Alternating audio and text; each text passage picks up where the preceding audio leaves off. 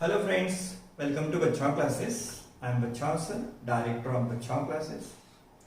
बच्चों लोग we are studying first chapter of maths part 2 जिसका नाम है बच्चों लोग बेसिक कंसेप्ट्स इन ज्योमेट्री। और मेरा फेवरेट स्टेटमेंट है, अगर आपकी कंसेप्ट्स अच्छी है तो you will like geometry, you will enjoy geometry. लेकिन बच्चों लोग आपकी कंसेप्ट्स अच्छी नहीं है तो ज्योमेट्री आपके लिए थोड़ा हार्ड सब्जेक्ट बन जाएगा।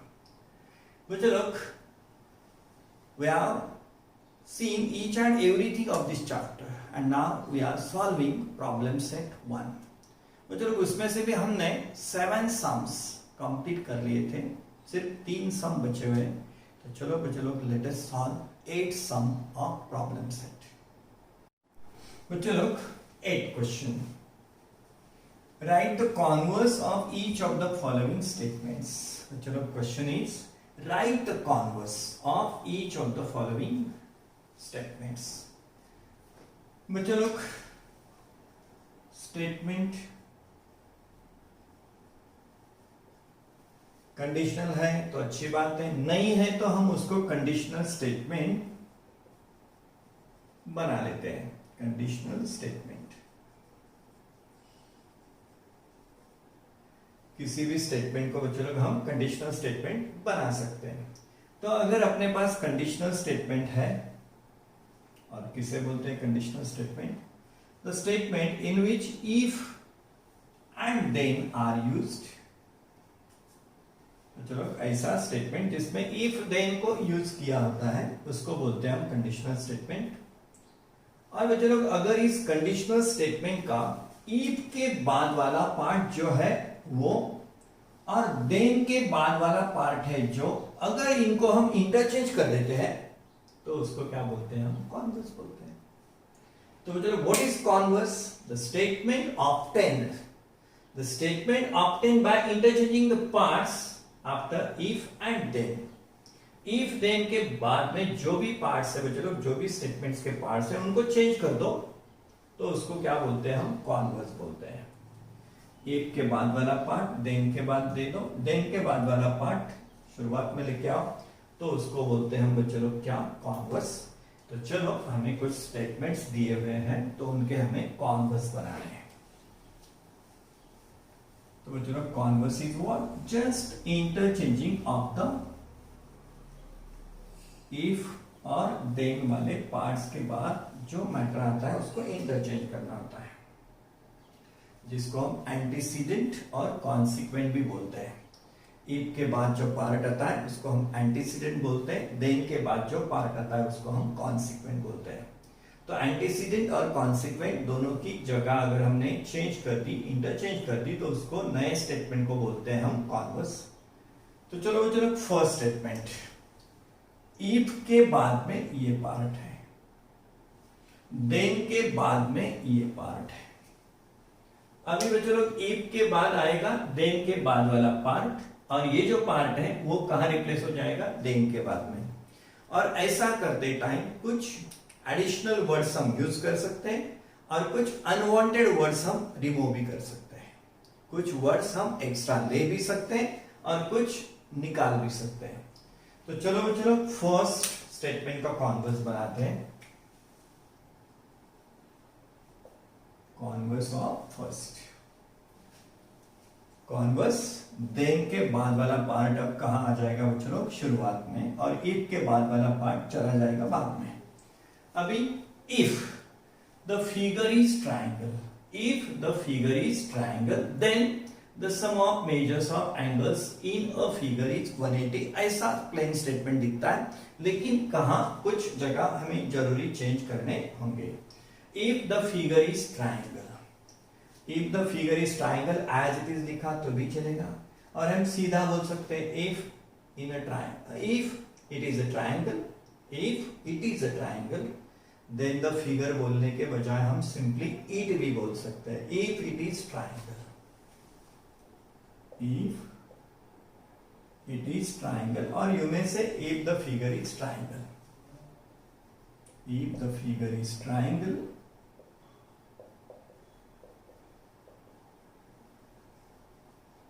और द फिगर को आप लोग ईट भी बोल सकते हो। if it is triangle, if it is triangle, if the figure is triangle. अब then, if के बाद आएगा बच्चों लोग then, और then के बाद कौन सा पार्ट ज्वाइन होगा, तो ये part. Then the sum of measures, then the sum of measures of angles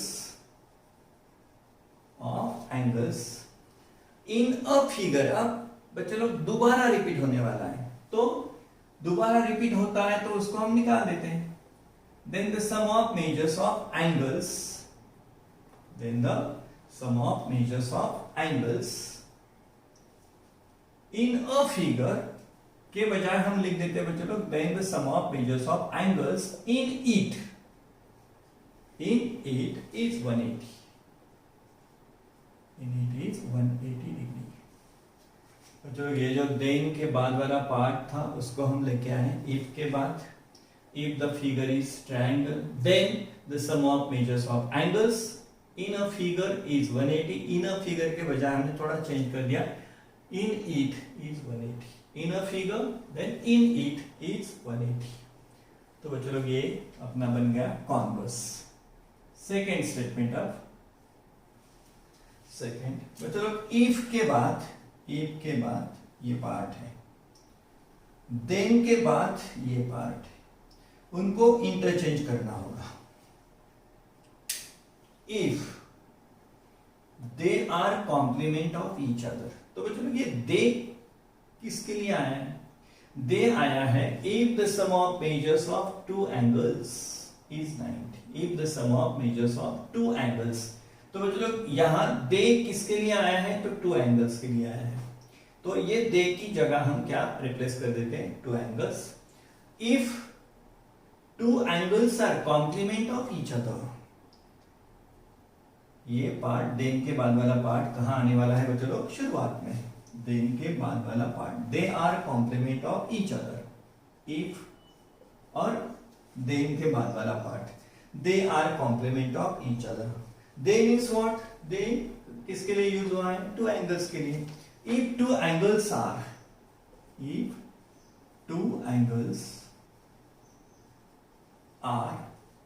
complement of each other,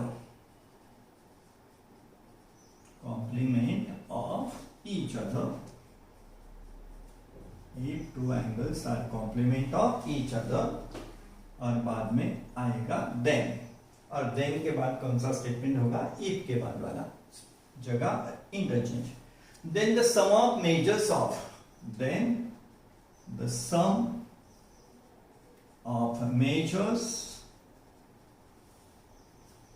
of two angles को फिर रिपीट करने की जरूरत नहीं. then the sum of measures of two angles के बजाय लिखते हैं हम बच्चों लोग then the sum of measures of them is 90 degree. बच्चों लोग इसको ले लिया हमने शुरुआत में. if they are complement of each other, if they are, they मतलब two angles. if two angles are complement of each other, then the sum of measures of two angles, repeat करने के बजाय then the sum of measures of them, two angles को हम बोल सकते हैं them is 90. तो ये हुआ बच्चों लोग अपना कॉन्वर्स. नाउ थर्ड बच्चों लोग if के बाद ये पार्ट है the corresponding angles formed by a transversal of two lines are congruent, और then के बाद है ये part the two lines are parallel. इनको इंटरचेंज करने से बनेगा कॉन्वर्स. तो चलो if के बाद लेते हैं अब then वाला part. if the two lines are parallel, if the two lines are parallel, if the two lines are parallel, if the two lines are parallel, इसको हमने ले लिया if के बाद. अब इस पार्ट को देना है then के बाद. if the two lines are parallel, then the corresponding angles formed by a transversal of two lines are congruent. इसको लेना है अब then के बाद. then the corresponding angles, then the corresponding angles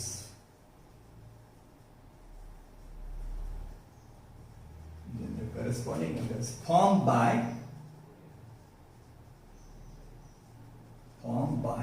अगर हम बोलते अट्रांसवर्सल मतलब कौन सी भी ट्रांसवर्सल हो जाएगी, फॉर्म बाय अट्रांसवर्सल के बजाय बोलेंगे हम form by it's transversal, form by it's transversal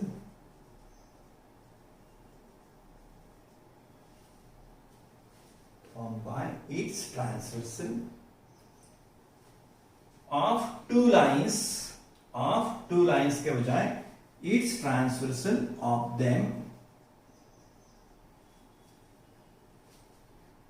formed by transversal, its की भी जरूरत नहीं हो, चलो formed by transversal of them, two lines की जगह हमने क्या them डाल दिया, then the corresponding angles formed by transversal of two lines के बजाय दे दिया transversal of them are congruent,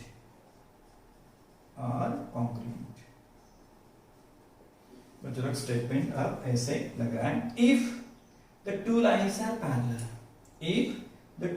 are parallel then the corresponding angles form by transversal of them, two lines की जगह हमने क्या दे दिया them, by transversal of them are congruent, then the corresponding angles are congruent.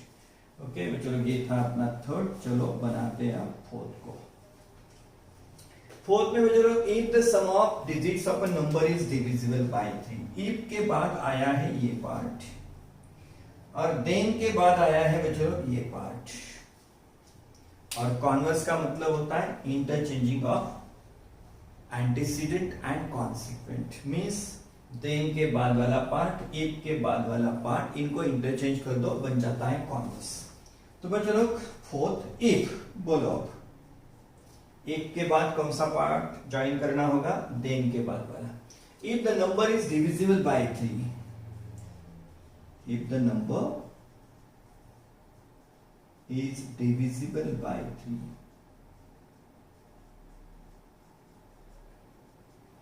If और इसको join कर लिया हमने, the number is divisible by 3, अब देन यूज करना है, देन और आएगा इफ के बाद वाला part, then the sum of the digits of a number, then the sum of the digits, then the sum of the digits,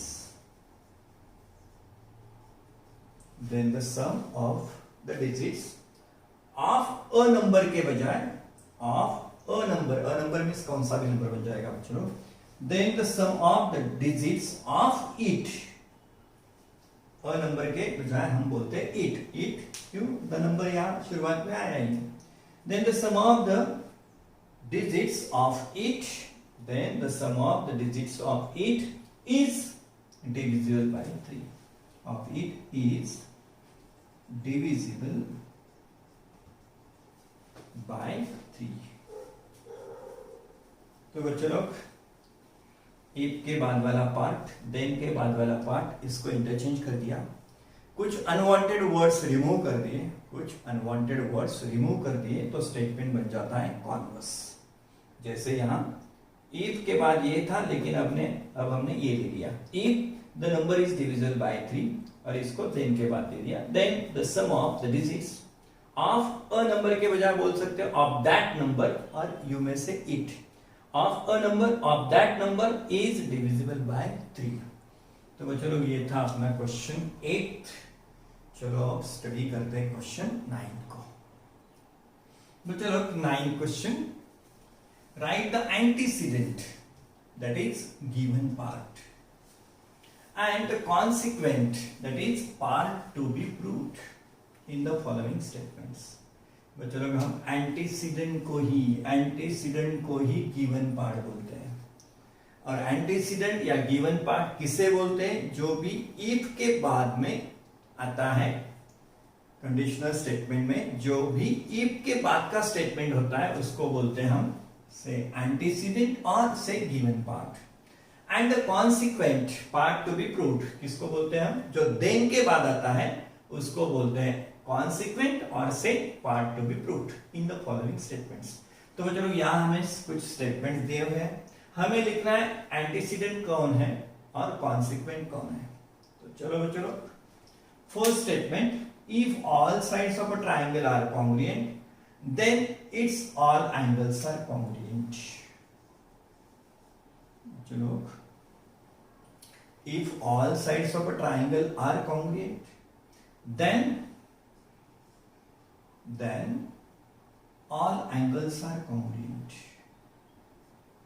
बच्चों लोग आंसर में हमें क्या लिखना है, एंटीसीडेंट क्या है,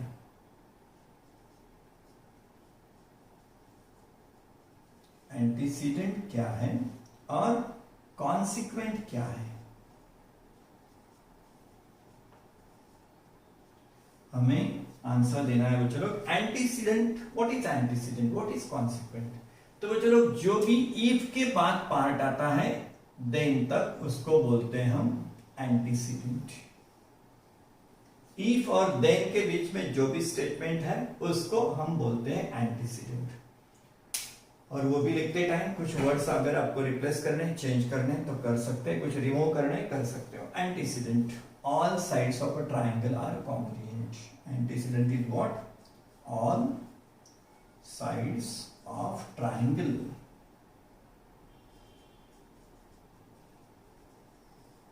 are congruent। All sides of a triangle are congruent, and to prove that is consequent, its all angles are congruent। all angles are congruent, its all angles are congruent। तो चलो consequent है all angles are congruent।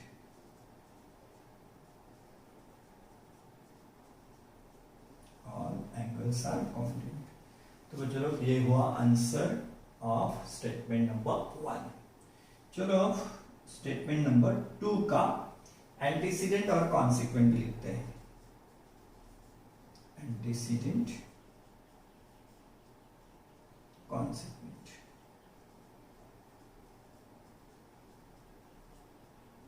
Statement number 2 के लिए बच्चों लोग statement 2, the diagonals of parallelogram bisect each other. The diagonals of parallelogram bisect each other. बच्चों लोग statement conditional नहीं है, तो चलो इसको पहले कंडीशनल बना लेते हैं। बच्चों लोग the diagonals bisect each other, main property क्या है, the diagonals bisect each other, लेकिन कब, if it is a parallelogram, if it is a parallelogram। मतलब diagonals के बारे में प्रॉपर्टी बोली है, the diagonals bisect each other, लेकिन when, if it is a parallelogram, if it is a parallelogram। चलो पहले कंडीशनल स्टेटमेंट लिख लेता हूं मैं, if the quadrilateral is parallelogram, if the quadrilateral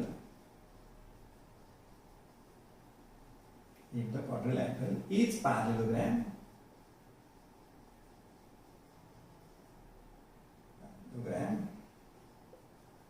then the diagonals bisect each other, then the diagonals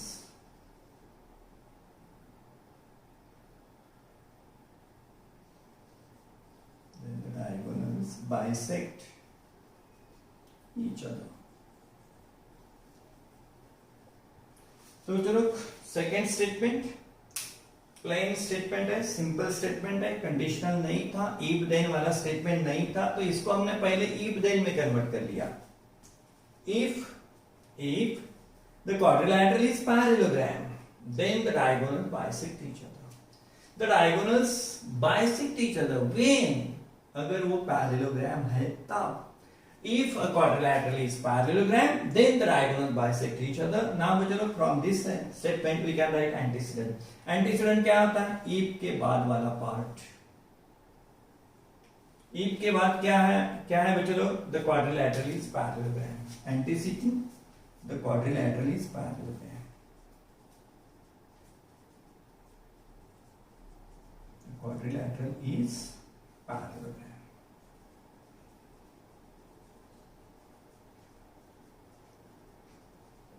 और चलो conditional statement में then के बाद क्या है, the diagonals bisect each other. Consequent है द डायगोनल्स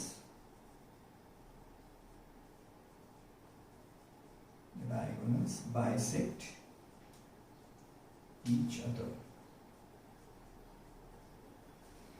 तो चलो ये था अपना 9 क्वेश्चन। चलो सॉल्व करते हैं हम last question, that is 10 question को। तो चलो 10 question, draw a labelled figure. Question is what? Draw a labelled figure showing information in each of the following statements. Draw a label figure showing information in each of the following statements and write antecedent and consequent. Means write given part and the part to be proved. But look, first one, two equilateral triangles are similar. First is two equilateral triangles are similar. Solution first. But look, we have to draw even a labeled figure. Label diagram भी बच्चों लोग हमें चाहिए। तो बच्चों लोग हमें चाहिए two equilateral triangles. We have to draw two equilateral triangles. हमें दो equilateral triangles भी लगेंगे बच्चों लोग। अब two equilateral triangles. तो बच्चों लोग suppose this is our one equilateral triangle. Take one more equilateral triangle.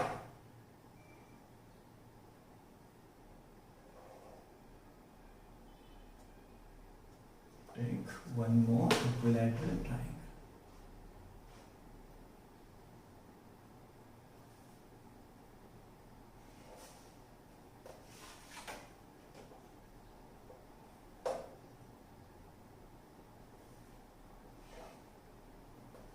तो बच्चों लोग draw a labelled figure. Draw a labelled figure, हमें फिगर भी चाहिए थी। और फर्स्ट स्टेटमेंट है अपना two equilateral triangles are similar. बच्चों लोग ये रही अपनी figure, triangle A B C. Second triangle is our triangle P Q R. Solution of first we have drawn figure. Now बच्चों लोग question is write antecedent and consequent. Antecedent and consequent. Antecedent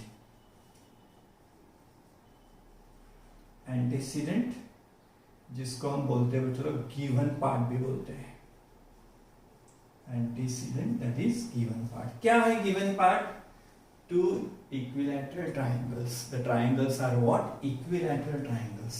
अभी हमें figure देख के बोलना है बच्चों लोग। Antecedent triangle ABC and triangle PQR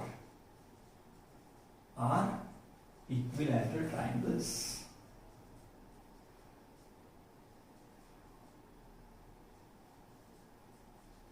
this is our antecedent.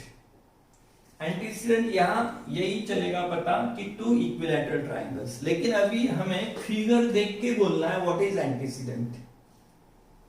अगले चैप्टर में ढेर सारे प्रूफ्स आने वाले हैं बच्चों लोग, इसलिए ये it is what preparation of next chapter. ये नेक्स्ट चैप्टर की प्रिपरेशन है।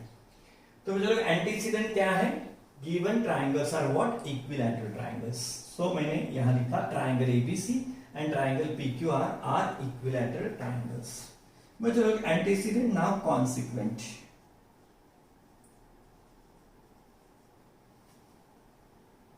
कॉन्सिक्वेंट को हम पार्ट टू बी प्रूव भी बोलते हैं, जिसको हम अब शॉर्टकट टू प्रूव बोलेंगे। कॉन्सिक्वेंट, इसको हम पार्ट टू बी प्रूव भी बोलते हैं। अब हम शॉर्टकट टू प्रूव बोल रहे हैं। कॉन्सिक्वेंट क्या चलो यहां दिया है टू इक्विलैटरल ट्राइंगल्स और are similar means what? Triangle ABC and triangle PQR are similar. हमें प्रूव करना है कॉन्सिक्वेंट है triangle ABC and triangle PQR are similar. बच्चों लोग ये सिंबल हम कॉन्ग्रुएंट के लिए यूज करते हैं। कॉन्ग्रुएंट के लिए ऐसा सिंबल हम यूज करते हैं। You are using since your 8th standard 7th standard, this is symbol for congruent। और बच्चों लोग सिमिलैरिटी का सिंबल होता है, सिमिलैरिटी का। चलो पहले सिमिलर फिगर किसे बोलते हैं? टू फिगर्स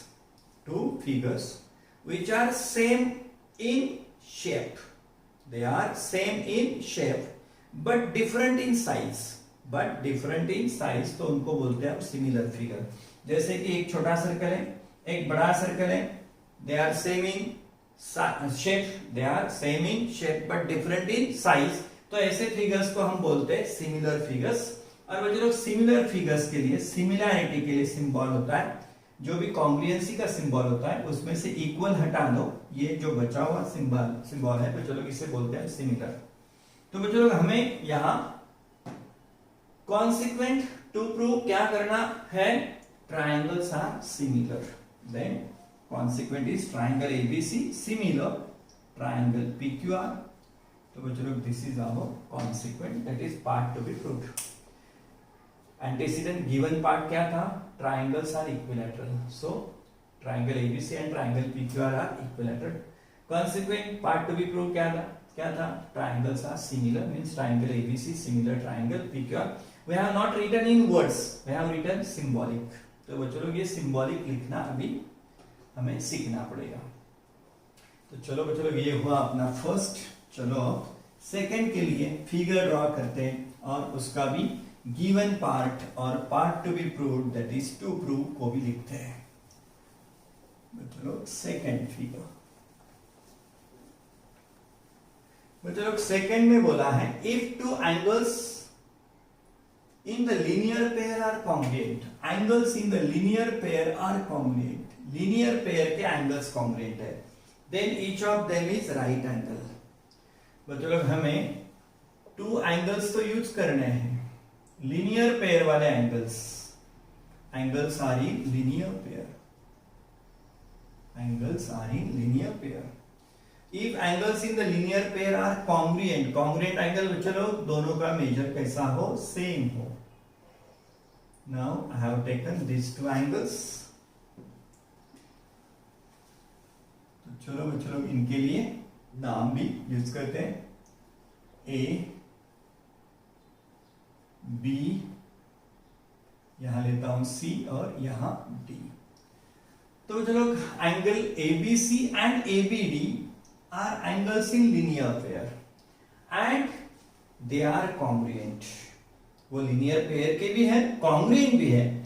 देन के बाद आएगा बच्चों लोग अपना consequent, that is part to be proved, each of them is right angle. तो बच्चों लोग वो क्या होगा? राइट एंगल होगा। चलो एंटीसीडेंट फिगर तो हमने ड्रॉ कर ली, antecedent that is given part, उसको सिर्फ गिवन भी बोलते हैं। एंटीसीडेंट गिवन क्या है बच्चों लोग? To angles in the linear pair and congruent, angle ABC, angle A B C and angle ABD are angles in linear pair, are angles in linear pair।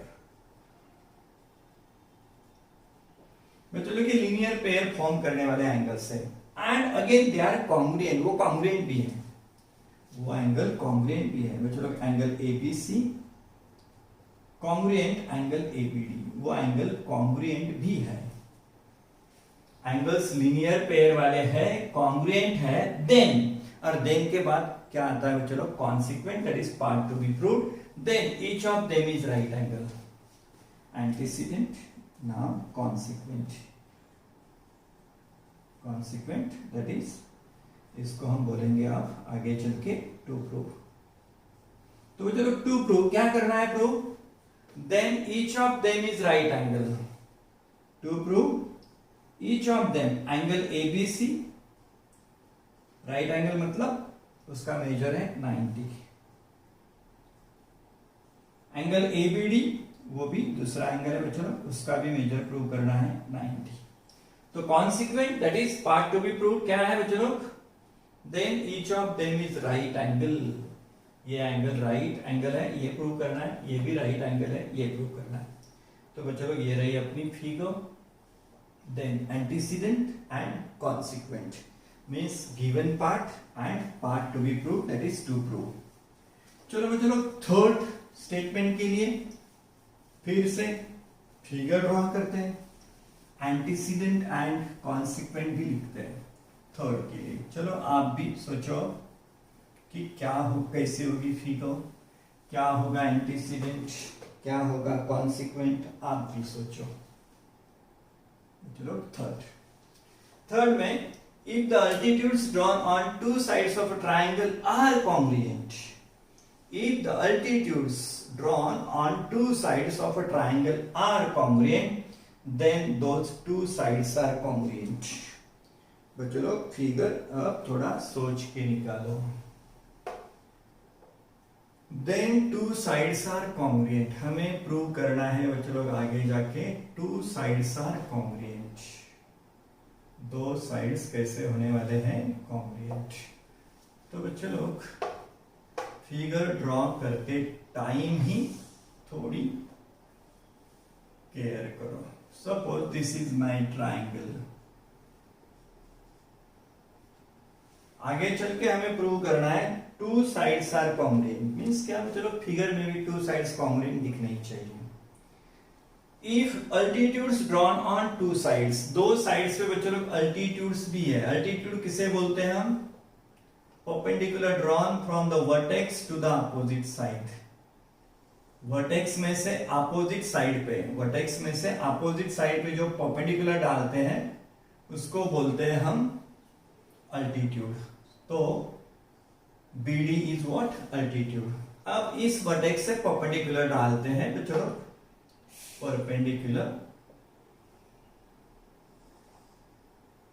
ये रहा अपना दूसरा परपेंडिकुलर, उसको भी नाम देते हैं सी। तो बच्चों लोग अल्टीट्यूड किसे बोला जाता है? Perpendicular segment drawn from the vertex to the opposite side, vertex से अपोजिट साइड पे जो परपेंडिकुलर सेगमेंट होता है उसको बोलते हैं हम अल्टीट्यूड। तो बच्चों लोग ये रेडी हो गई अपनी फिगर, यहां दिया है if the altitudes drawn on two sides of a triangle are congruent, altitudes congruent है। तो बच्चों लोग यहां antecedent, antecedent that is what given भी बोलते हैं उसको हम, गिवन क्या अल्टीट्यूड्स आर कॉन्ग्रुएंट, लेकिन उसके पहले बोलना होगा कि ये अल्टीट्यूड्स है।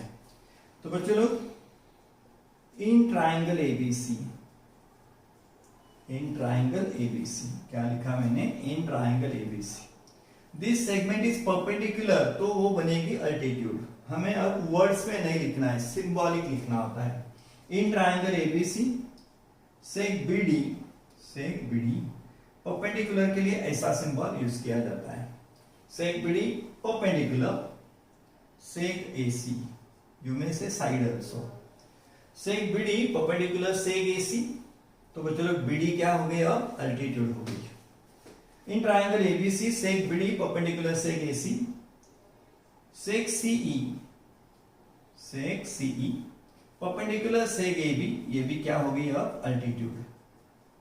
जो सेगमेंट परपेंडिकुलर है उसको बोलते हैं अल्टीट्यूड। सेक BD perpendicular seg A C, seg C E perpendicular seg AB. तो अब बीडी और सीई क्या बन गई है बच्चों लोग? अल्टीट्यूड। वर्ड्स में नहीं, सिंबॉलिक लिखना है। अल्टीट्यूड किसे बोलते हैं? परपेंडिकुलर सेगमेंट को। एंड बच्चों लोग if the altitudes drawn on two sides of a triangle are congruent, altitudes कैसी है? कॉन्ग्रुएंट भी है।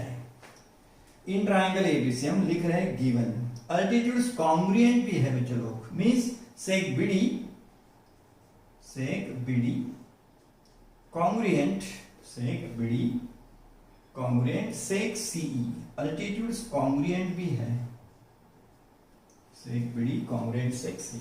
और यहां बच्चों लोग अपना एंटीसीडेंट दैट गिवन पार्ट खत्म हुआ। इसके बाद आता है बच्चों लोग देन, देन के बाद है अपना कॉन्सिक्वेंट,